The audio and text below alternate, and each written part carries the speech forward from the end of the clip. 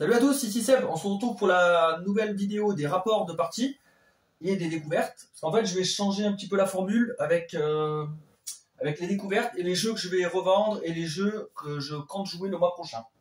Voilà, comme ça, en fait, c'est un peu plus global, un peu plus... on abordera du coup plus de jeux, plus de boîtes. Voilà. Donc, en fait, on va commencer... Qu'est-ce que j'ai sorti en solo en septembre? En solo... J'ai ressorti Underwater Cities, qui était dans... C'était un cadeau de Noël, du Noël dernier, et je l'ai ressorti pour faire des vidéos dessus, et je me suis éclaté. Ça, c'est vraiment un top jeu, pour ceux qui sont amateurs d'euro, Eurogame, gestion de ressources, gestion de cartes, parce qu'il y a pas mal de cartes. On pourrait le rapprocher un peu de Terraforming Mars, d'une certaine mesure, mais je préfère clairement celui-là. Là, je me suis vraiment éclaté, le challenge est relevé, donc c'est pas vraiment un beat your own score, battre son score, c'est plutôt...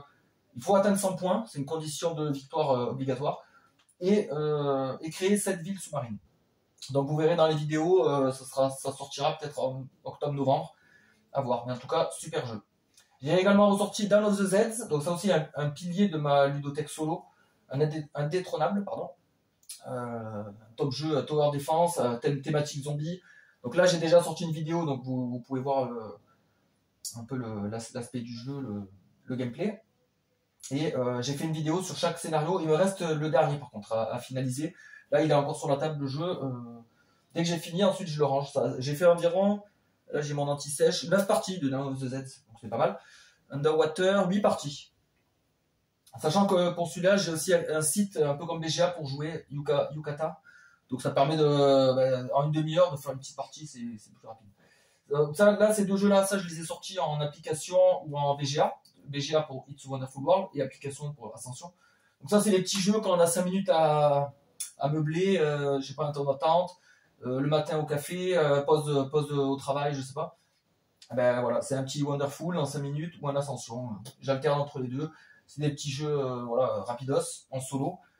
L'avantage de l'Ascension c'est qu'en solo, moi on a une IA compétitive sur l'application et j'ai les extensions. Donc je peux vraiment avoir un max de cartes. Et It's a Wonderful World, petit plaisir coupable, j'adore, jeu calculatoire, en solo c'est juste un défi, il faut réussir à construire certaines cartes dans le temps imparti, donc ouais, ça je m'en lasse pas, c'est des... Ouais, là vraiment on a des très très bons jeux.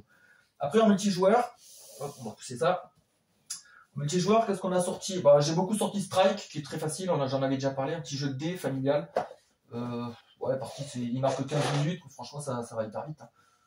C'est tout bête mais efficace, simple et efficace.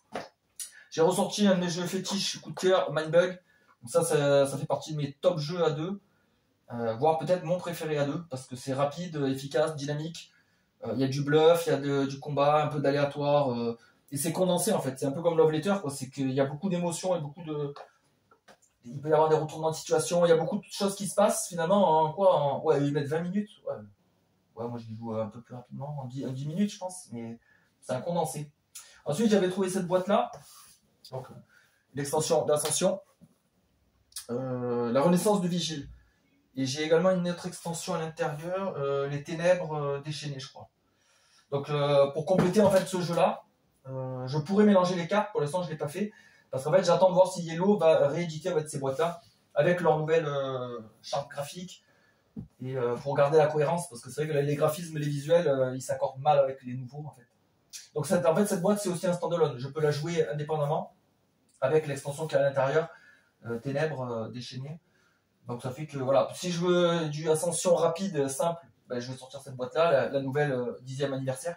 Si je veux un truc plus élaboré avec vraiment plus de mécanique, je sors celle-là. Voilà, ensuite sur les découvertes on va dire un peu marquantes. Pas marquante. J'ai testé l'Orcana, j'ai voulu, ça je l'ai loué, j'ai voulu tester l'Orcana pour me rendre compte un peu. Ça fonctionne, c'est accessible, c'est familial. Ouais, par contre pour un joueur de mon expérience, c'est un peu léger quand même. J'ai fait 2 parties, après j'aurais pu en faire plus. C'est que j'ai pas forcément de partenaire de jeu pour ce type de jeu. Mais ouais, franchement, c'est pas extraordinaire. Après, c'est le premier set. Donc, on va me dire, ouais, mais il y a d'autres mécaniques plus tard. Ça complexifie le jeu. Mais déjà, la base, c'est assez léger quand même. Moi, je trouve que on joue vite nos cartes. On pose nos persos nos cartes actions et tout, on se retrouve vite à 100 cartes en fait en main. Il y a très peu d'effets de pioche, donc en fait on attend. Donc j'avais des tours, j'avais une carte en main, je pouvais pas la jouer, j'avais mes persos installés sur le jeu. Et en fait je faisais rien en fait. Oui, je les envoyais en quête et combattre, mais non, bah, franchement, après je suis pas JCE, donc peut-être que je suis pas objectif, hein. Mais moi je préfère ça à 20 balles, où je peux jouer 100 parties, que ça, franchement, non. Trop léger, bah, pour moi trop léger. En solo, j'ai découvert Final Girl, on me l'a prêté. J'ai beaucoup de boîtes d'extensions. Bah, j'ai tout ce qu'il y a en français en fait pour l'instant. Donc j'ai fait 11 parties de celui-là, j'ai bien aimé. La thématique elle est hyper bien rendue. L'immersion elle est top, le matériel est top aussi, mais par contre en contrepartie bah, c'est assez onéreux d'avoir toutes ces boîtes bien éditées, tout ça. Par contre, au niveau mécanique, je pense pas que ce soit un jeu fait pour moi, c'est un peu trop aléatoire, même s'il y a des moyens de réguler l'aléatoire, les dés, machin, c'est trop, bah, pour moi trop dépendant de l'aléatoire. Entre les tirages de cartes, les decks terreur, événements, ouais, il y a beaucoup de choses qui se. Alors des fois on gagne des parties sur le fil, des fois on perd lamentablement, on se fait rouler dessus. Là, par contre, la thématique est hyper bien rendue, je suis assez étonné. On ressent bien le côté tueur en série. Moi qui en plus qui ai vu tous ces films-là, un peu de Vendredi 13, Halloween, Freddy, qu'est-ce qu'il y avait comme inspiration et tout ça, le Poltergeist. Donc sur ça, franchement, il n'y a rien à dire. Donc je vais continuer à jouer et je vais faire aussi des vidéos, ouais, bien sûr, sur chaque film. Gros coup de cœur, la quête du bonheur. Alors ça, j'ai adoré, aussi bien en solo qu'en multi. J'ai aussi fait des vidéos pour le solo.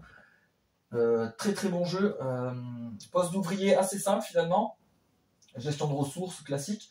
C'est la thématique en fait là qui est vachement forte, un peu comme Final Girl finalement. On ressent vraiment le thème. La quête du bonheur, c'est une espèce de jeu de simulation de vie. Donc eux ils disent vivez la vie dont vous avez toujours rêvé.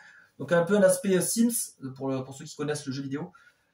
Et en fait on va devoir aller travailler, on va devoir trouver un partenaire, on peut jouer, on peut acheter des objets, etc. En fait finalement c'est un jeu de poste d'ouvrier et course au point de victoire. Mais franchement, le thème ressort énormément, un gros coup de cœur. Donc j'ai acheté des extensions, j'ai quasiment tout le contenu français. Il y a 7 boîtes d'extensions, donc pas mal de matos. C'est un jeu à majorité de cartes finalement, avec beaucoup de cartes, et des petites ressources, etc. Excellent jeu, enfin, je suis vraiment assez bluffé, moi qui suis un joueur plutôt mécanique. Là, je me laisse vraiment emporter par le thème, quoi. Je m'amuse à créer des vies avec des personnages imaginaires. Donc je m'éclate vraiment là-dessus. Voilà pour les découvertes. Après, j'ai découvert des jeux via BGA. J'avais Château Combo. Je regarde mon anti-sèche. Château Combo, petit jeu engine building. J'ai pas. Comment dire? J'ai bien aimé la petite mécanique, gestion de cartes, gestion de tableau. C'est assez rapide. On joue 9 cartes en tout pendant la partie. Par contre, il vaut mieux y jouer à deux parce que l'interaction, elle est, je pense, inexistante à part de se prendre la carte que l'autre convoitait. Il n'y a rien en interaction. Ouais, on va comparer des fois des cartes en disant si je mets cette carte, je vais gagner tant de pièces par rapport aux cartes chez le voisin, etc. Mais bon, c'est une interaction très très faible. Autant y jouer à deux du coup. Et ça marche très très bien. Franchement, bon petit jeu. J'ai joué, moi c'est pas une découverte, mais j'ai rejoué à Spot ou encore. Un petit jeu chez Yellow, un petit jeu de dés, gestion de dés familiale. C'est rigolo, faut accomplir, enfin faut poser les dés sur des chiens selon les conditions. Ouais, c'est sympathique. C'est pas mal. En solo, c'est dur, je trouve ça assez dur. J'ai pas réussi à gagner. Peut-être j'en ferai sur BGA éventuellement, si vous voulez. Et For Sale, un petit jeu d'enchères que j'ai joué au boulot, pendant les pauses bien sûr. Petit jeu d'enchères de Stéphane Dora, assez classique finalement, c'est vraiment de l'enchère pure et dure. On achète des propriétés et à la fin, en deuxième phase de jeu, on va les revendre et essayer de faire de la plus-value. Donc c'était assez sympa. Ensuite, on passe à la dernière section finalement de la vidéo. Je vais revendre des jeux. Je vais revendre ces deux-là. Arbour, de Scott Almetz, le papa de Tiny Epic, et Ganymede, ce sont des bons jeux les deux. Et franchement, je me dis, je pourrais les garder aussi bien, ça serait pas gênant. Mais je pense que je vais les revendre parce que celui-là, il sort plus vraiment.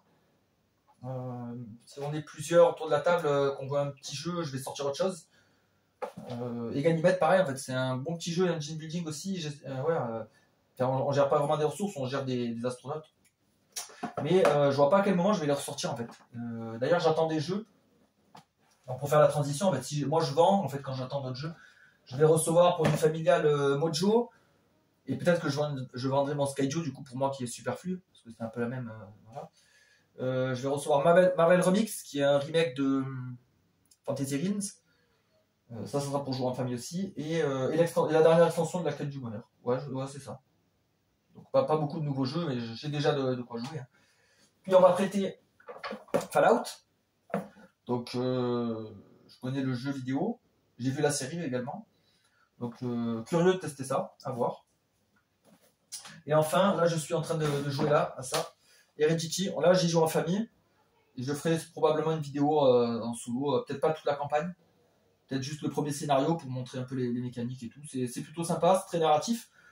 Niveau mécanique, c'est très très simple, accessible. Je sais pas, ils me disent pour quel âge. 14 ans et plus. 150 minutes. Ouais, c'est sympa. Ça... Parce que moi, je suis moins jeu narratif, donc ça me change un peu de mes habitudes, mais sympathique. Là, on joue en famille, on est au scénario 2. Donc je vais finir la campagne, et ensuite je ferai une partie vidéo solo pour montrer un peu ça. Et je crois que j'ai tout cité. Et après, moi, en solo de ma ludothèque à ressortir, ça sera probablement Spirit Island. Spirit Island, parce que j'ai pas joué suffisamment. En tout cas, j'ai pas filmé aussi suffisamment de parties. Il y aurait Cerebria aussi qui serait sympa aussi à ressortir. Mais je pense priorité à Spirit Island. Et surtout pour me préparer à Nature Incarnée, qui sort en fin d'année. Donc, ouais, il faut que je sois dans. Faut que je reprenne le rythme, on va dire. Voilà, j'ai tout abordé, j'ai tout vu, on a tout passé en revue.